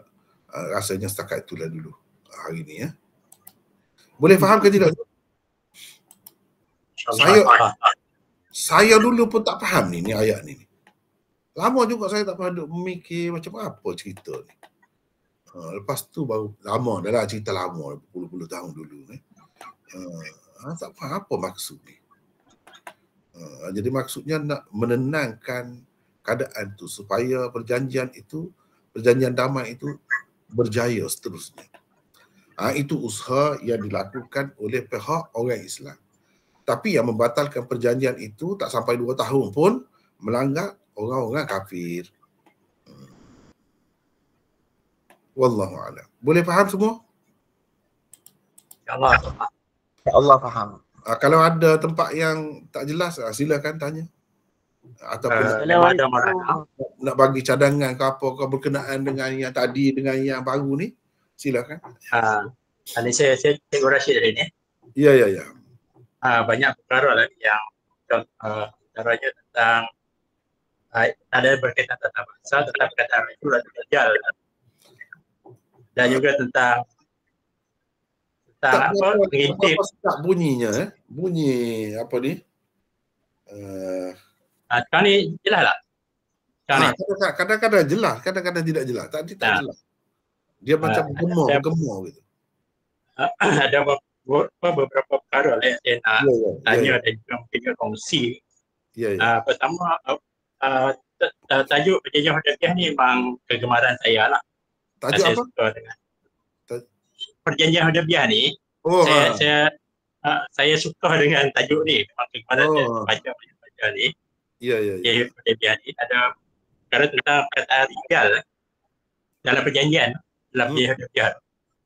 Saya minta maaf kalau Maulana telah terangkan lepas saya musafir, jadi saya tak dapat ikut penuh kelas tu. Saya ikut dalam kereta biasa bantu. Saya nak tanya tentang perkataan rijal ini. Kalau ikut kaedah bahasa Arab, ia juga merangkumi wanita sebab dia jadi umum, kaedah umum. Dia sebut lagi dia merangkumi wanita. Dan kalau begitu, kalau ia juga meliputi wanita, mengapa Suhail bin Amr yang menerima Yahudi tidak membangkitkan hal ini? Dia tak kata tu Nabi. Walaupun kata tu rijal, tapi ia juga bermaksud merangkumi kaum wanita juga. Itu soalan yang pertama dulu lah. Yang lain kemudian lagi. Ya. Ini sebenarnya kita dah bincang panjang.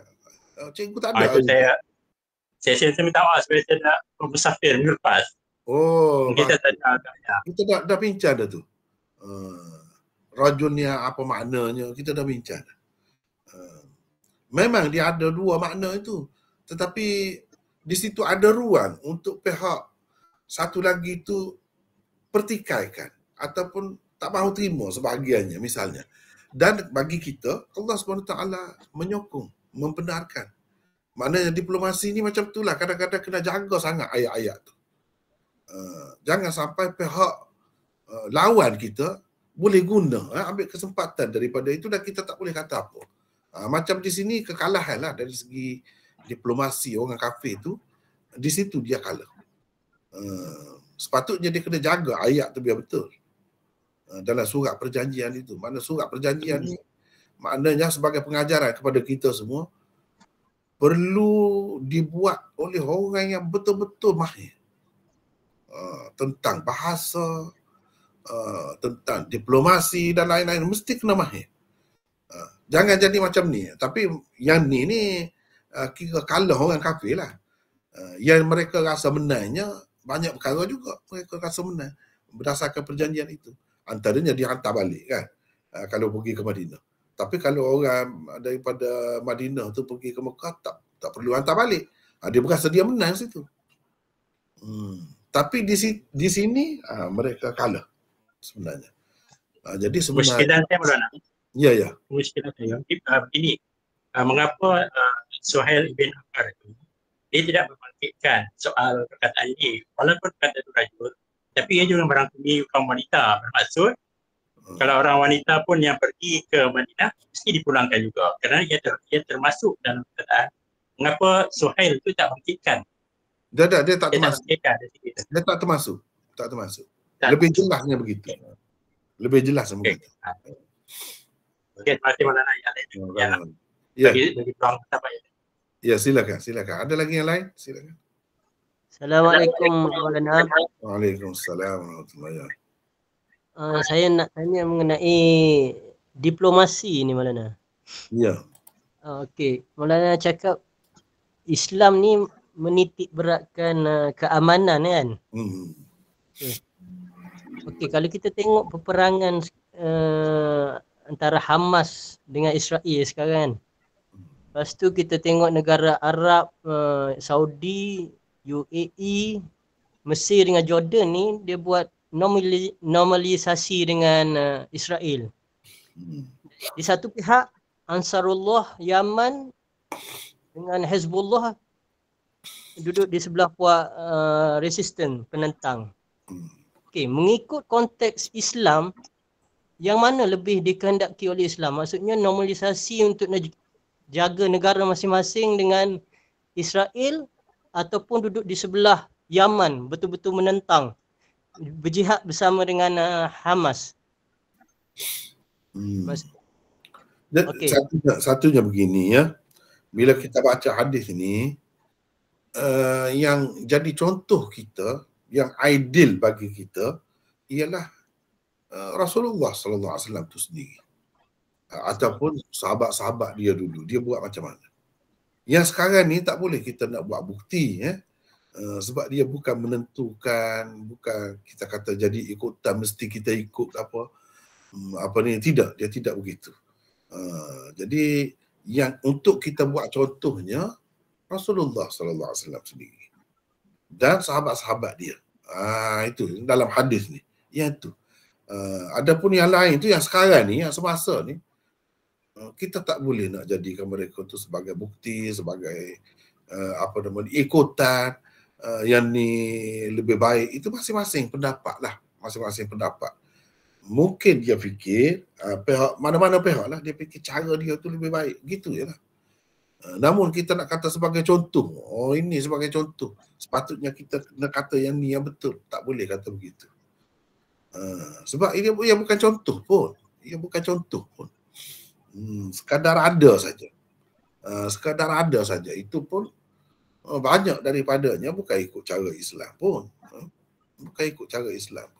Jadi kita nak letak ini Islam ni bersikap gini, tak boleh buat contoh lah untuk apa-apa pun.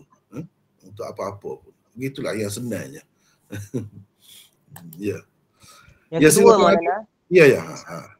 Maaf Apa. Ada soalan kedua ni. Okey, sekiranya mengikut ilmu hadis, kalau bertemu dengan contoh perawi Abi Zinad ni kan, yang mengkreditkan dia Tirmizi dengan Ajli. Di sebelah pihak mengkritik dia, lepas tu ulama tokoh-tokoh rijal yang kira hebat lah. Ya. Bukan kalau kita mengikut ilmu hadis, kita kena ambil yang Yahya bin Ma'in apa semua tu, yang tokoh-tokoh rijal. Maksudnya kita tak boleh nak pakai yang Tirmizi. Tambah pula Tirmizi ni kategori tasahul. Betul kan Maulana? Memanglah ada ulama yang bersikap begitulah. Jadi dia memihak kepada yang ramai tu, sebab tu dia tak mahu terima. Dia tak mahu buat dalil tu. Tak boleh buat dalil, kata dia. Kalau tidak dah kukuh dia, kenapa tak pakai? Tak mahu juga, sebab ada masalah juga. Hadis tu pun. Hadis di bawah bab 73 tu pun ada masalah. Seperti mana hadis di bawah bab 72 ada masalah, 73 tu pun ada masalah. Sebab tu pihak yang satu lagi tak mahu terima. Sebab itulah saya dah kata tadi, kesimpulannya yang ulama ataupun imam-imam mujtahid mana-mana pihak pun sebenarnya pegangan mereka bukan dengan dua hadis itu. Pegangan mereka ialah yang lain. Yang lain. Sama ada asar sahabat ataupun kalau pendapat yang kedua tadi kata sebelah atas saja tu, itu hadis Sayyidina Ali yang diriwayatkan oleh Imam Abu Daud dan lain-lain. Itu memang sahih. Paling tidak ia hasan. Hasan mengikut istilah orang lain lah, bukan istilah Imam Tirmizi, tidak. Mengikut istilah orang lain.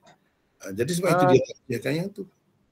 Okey, kalau macam tu Maulana, kenapa Maulana Habibur Rahman dia ambil hujah Ibnu Abi Zinad ni yang mengatakan umur Aisyah dengan kakak dia tu 10 tahun. Sedangkan tokoh-tokoh rijal ni memang mendoifkan perawi tu. Kat sini saya tak faham ni. Sebab kalau mengikut ilmu hadis, kita kena ambil kata-kata yang tokoh-tokoh rijal ni lah. Dia dua perkara ya, Hardi. Yang pertamanya anak tu Abdul Rahman bin Abi Zinad. Abdul Rahman bin Abi Zinad. Yang kedua ayah dia tu tak ada masalah, ayah dia tu.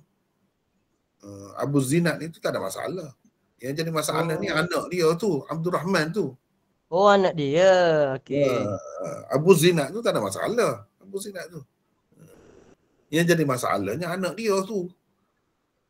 Jadi kita kena pastikan riwayat mana-mana dia tidak semestinya anak dia seorang ni saja yang meriwayatkan daripada dia, mungkin orang lain lagi ada.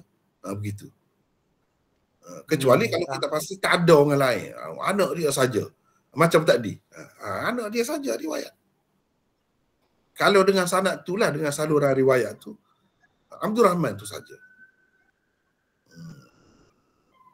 Tapi jadi kalau yang dhaif ni anak dia lah Maulana, Abdul Rahman bin Abi Zinad.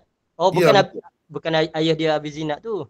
Dah. Macam misalnya kemarin yang kita baca Kathir bin Abdullah bin Amr bin Auf.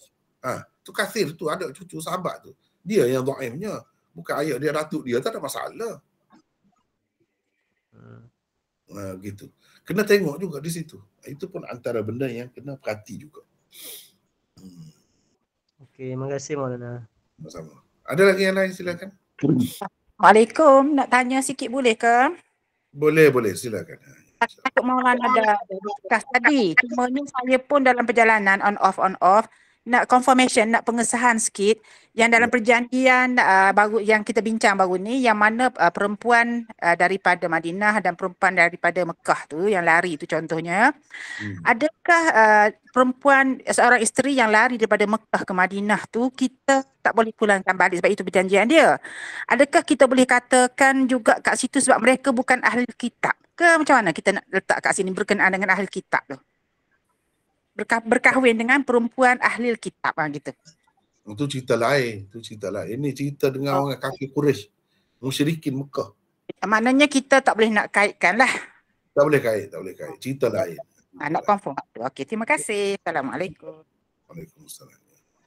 Assalamualaikum mana? Waalaikumsalam. Ramai. Ya. Tanya pasal kalau ikut pandangan Belum timbul suara. Ya. Kalau ikut pandangan mazhab Hanafi, dengar? Dengar. Mazhab Hanafi ni dia takbir roti ihram dengan Fatihah, dia tidak rukun. Apa? Takbir dengan roti ihram. Baca Fatihah. Tidak rukun.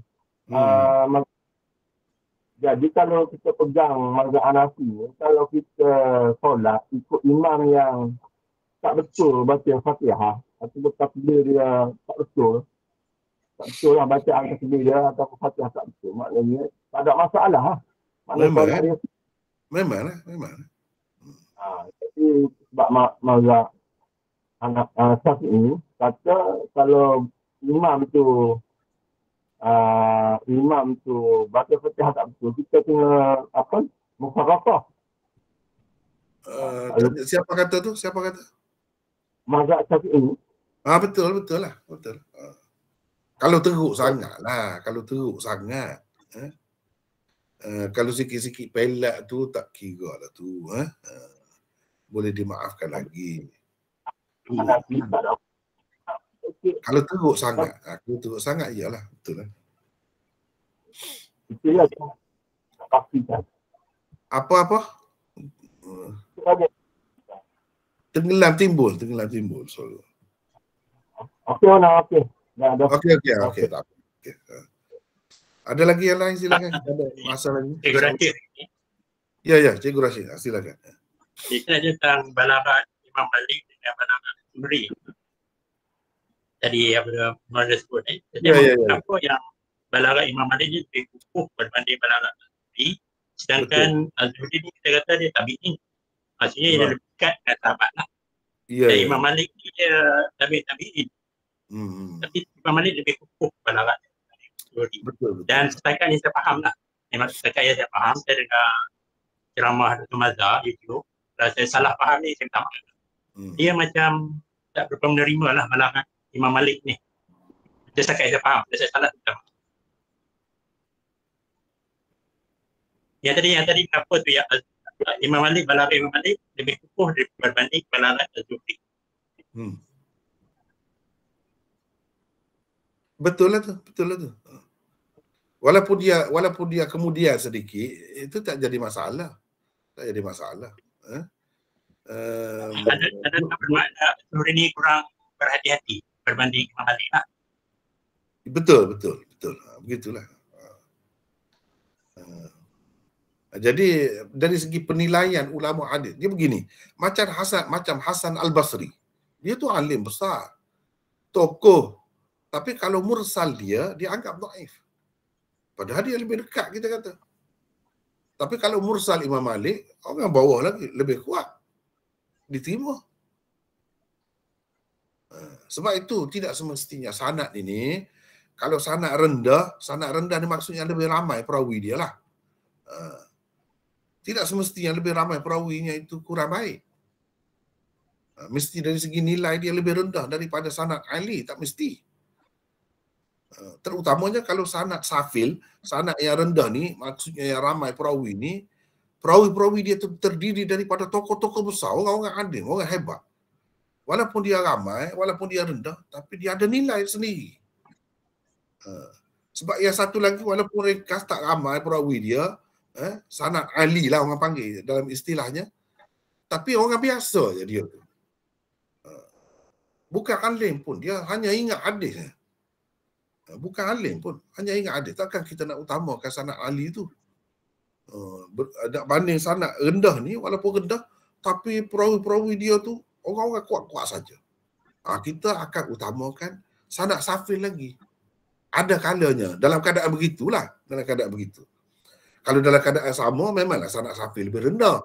Sanad Ali lebih baik, lebih tinggi.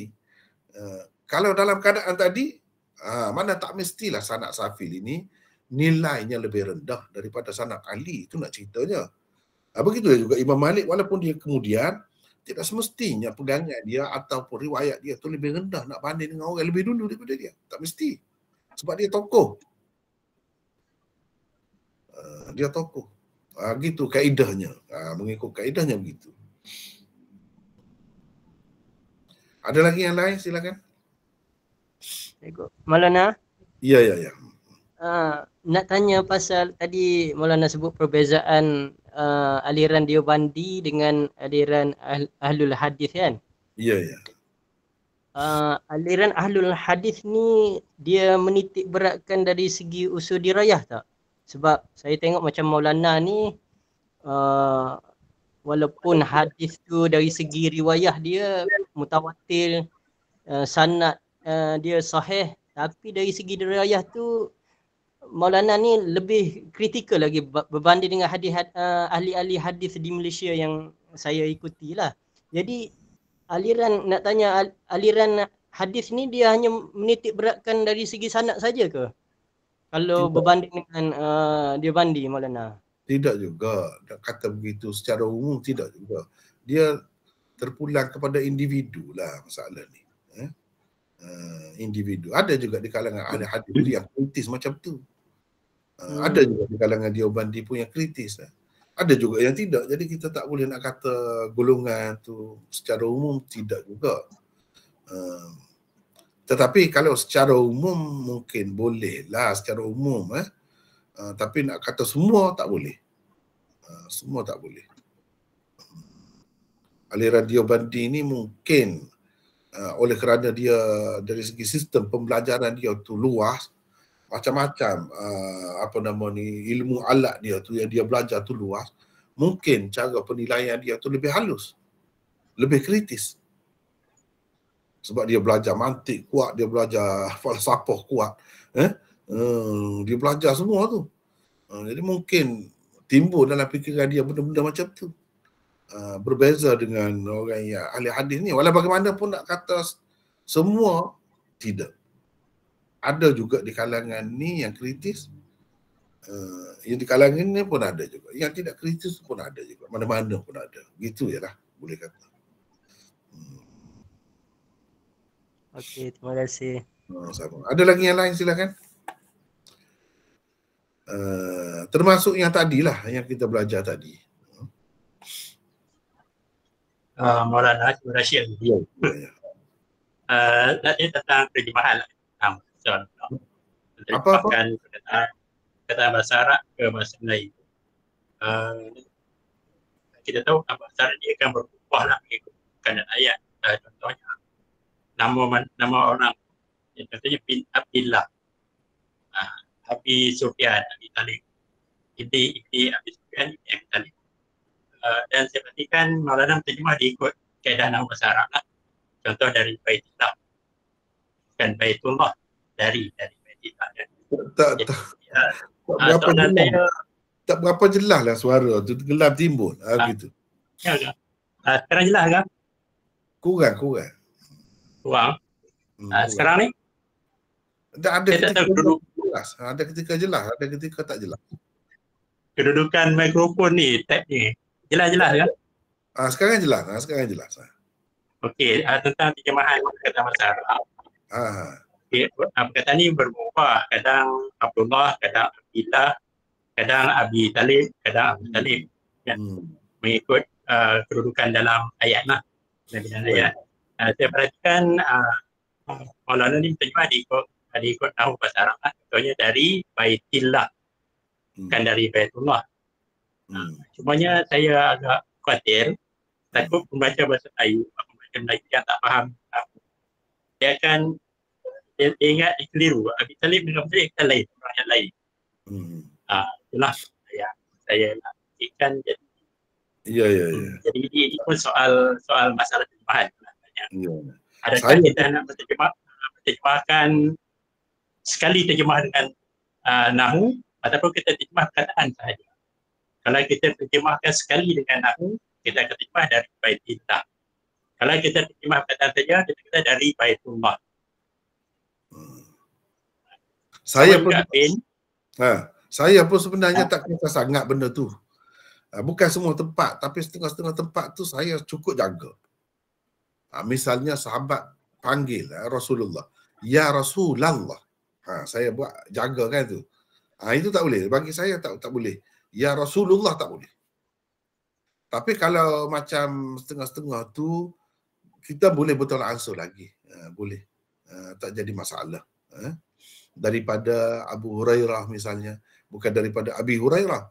Daripada Abu Hurairah tak kisah itu. Boleh lagi. Tapi kalau macam tadi, sebab dia bercanggah tu dengan kaedah bahasa Arab satu, yang keduanya kita tidak nukilkan sebagaimana yang disebut sebenarnya. Sahabat sebut ya Rasulullah. Kita kata ya Rasulullah. Kalau ya Rasulullah tu mengikut orang Arab, salah tu bahasa tu. Kalau kita kata ya Rasulullah, seseolahnya secara tidak langsung kita menyalahkan sahabat dalam penggunaan bahasa tu. Seseolahnya kita kata dia tak pandai guna bahasa. Itu kesan dia, kesan buruk dia. Sebab itu saya jaga benda-benda begitu. Saya jaga benda-benda begitu. Tapi kalau tempat tidak begitu, tak kisah pun. Saya tengoklah tempat yang misalnya Muhammad bin Abdullah ke bin Abdillah ke, tak kisah sangat itu. Tapi kalau tempat-tempat macam tadi kena jaga, saya rasa. Kena jaga. Sebab apa? Sebab itu akan melibatkan sahabat ni dia anggap sebagai salah mengguna bahasa. Padahal dia guna telah betul dah tu.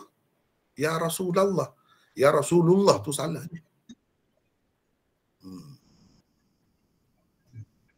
Gitulah maksudnya. Yalah, sebenarnya terjemahan memang sulit lah, rumit sebenarnya. Betul. Dia kerja yang rumit sebenarnya. Rumit, betul. Kadang-kadang orang fikir baik buat sendiri pada terjemah. Susah terjemah. Boleh lagi ke Maulana ni? Tenggelam timbul suara ni. Okey. Orang lain ada lagi, orang lain. Orang lain lah bagi orang lain. Kita bagi peluang orang lain kalau ada. Silakan. Ada? Sebab tenggelam timbul pun apa ni suara Cikgu Rashid tu. Ada orang lain? Ya, Abdul Rahman. Ya, silakan. Kalau kita azan Muhammadur Rasul kan? Apa? Kalau kita azan, kita sebut Rasulullah kan? Muhammadur Rasulullah. Apa Muhammadur Rasulullah? Apa? Dia kena lafaz tu kena jaga tu. Apa ni syahadah lain. Kalau dalam azan macam mana kena ikut kaedah lah. Kena ikut kaedah. Jangan baris tu kena betul. Kena jaga di situ. Tak boleh buat sembarangan, tak boleh. Kalau syahadat Muhammadur Rasulullah, Rasulullah. Asyhadu an la ilaha illallah wa asyhadu anna Muhammadan. Sebab ada anna tu. Kena Muhammadan. Jangan wa asyhadu anna Muhammadun Rasulullah. Tak kena tu. Muhammadan. Nabi SAW ajar begitu. Gitulah secara ringkasnya. Saya rasa cukuplah dulu untuk hari ini. Sekadar itu. Allah kita akan bertemu akan datang. Jadi sekadarnya itu mudah-mudahan sudah dapatlah kita hadam dan dapat kita munafaatkan, mudah-mudahan. Jadi sekadar itulah untuk hari ini. Wallahu a'lam. Wa akhir da'wana alhamdulillah rabbil alamin. Assalamualaikum warahmatullahi wabarakatuh. Waalaikumsalam warahmatullahi wabarakatuh. Jazakallahu khairan Maulana. Terima kasih Maulana. Waalaikumsalam. Terima kasih Maulana.